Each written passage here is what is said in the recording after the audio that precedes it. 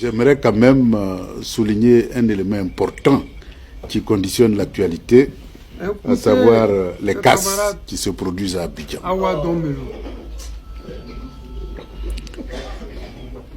J'avoue que pour l'ancien directeur général du BNED que je suis, quand je vois ça, ça me fait très mal parce que j'ai l'impression que nous avons un gouvernement qui est en guerre contre la population.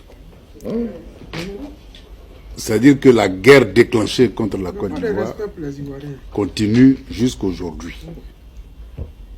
Parce que je ne peux pas comprendre qu'il existe des méthodes, des procédures, des règles du jeu, et on met tout ça là de côté pour s'attaquer frontalement à une population qui vit tranquillement dans sa maison. Ce qui se passe aujourd'hui en Côte d'Ivoire ne respecte aucune science. Je dis bien aucune science. Ils ont baptisé leur opération d'aménagement de quartiers restructurés. Dans le domaine de l'urbanisme, chaque mot a son importance. Chaque mot a un sens et chaque mot procède d'une science. Quand on aménage, parce qu'il y a plusieurs opérations possibles, il y a ce qu'on peut appeler l'aménagement urbain, ce qu'on peut appeler la restructuration urbaine, et il y a ce qu'on peut appeler la rénovation urbaine. Mais rien de tout ce que je viens de dire là ne peut se faire sans l'accord préalable de la population cible.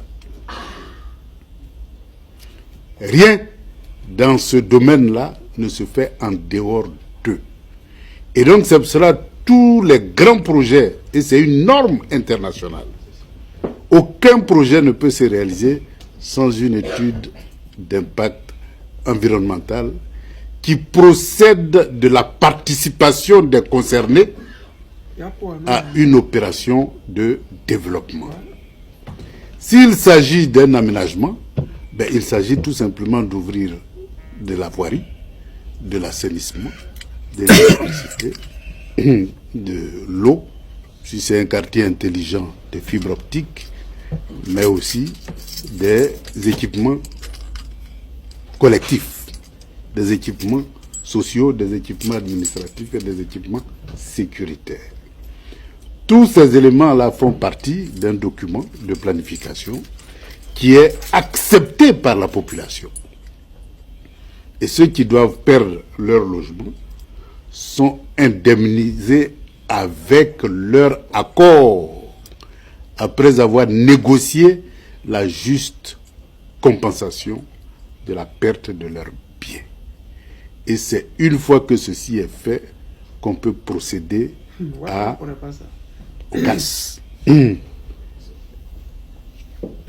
Mais nous assistons là à une guerre qui est déclarée contre la population de Côte d'Ivoire.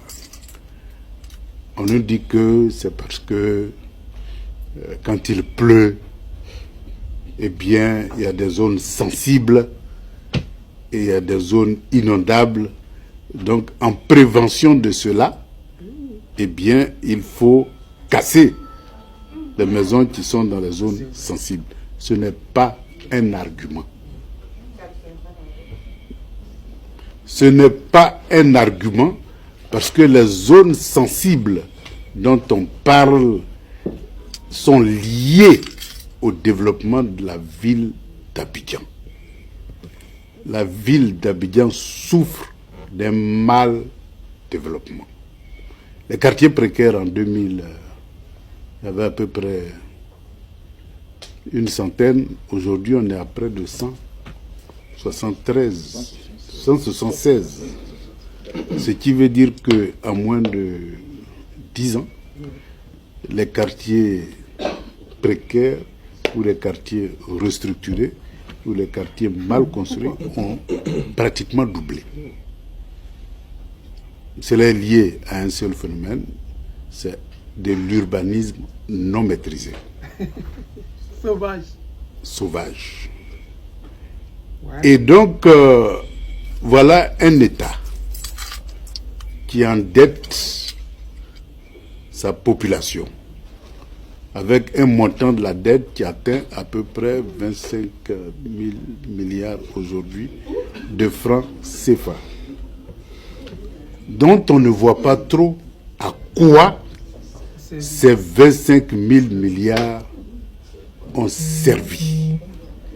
Puisque les routes, les ponts qu'on nous présente, j'ai lu tout dernièrement la déclaration du ministre des Infrastructures, lui-même il dit que de 2011 jusqu'à aujourd'hui, le total des investissements fait 3 000 milliards, face à un endettement de 25 000 milliards. C'est-à-dire à peu près 15% de tout ce montant-là. Donc voilà la réalité. Mais lorsque vous allez demander où sont passés les 25 000 milliards, on va nous dire non, on a construit des routes, on a construit des ponts. Mais eux-mêmes, ils disent que tout l'investissement dans ce secteur-là n'a pas dépassé 3 000 milliards.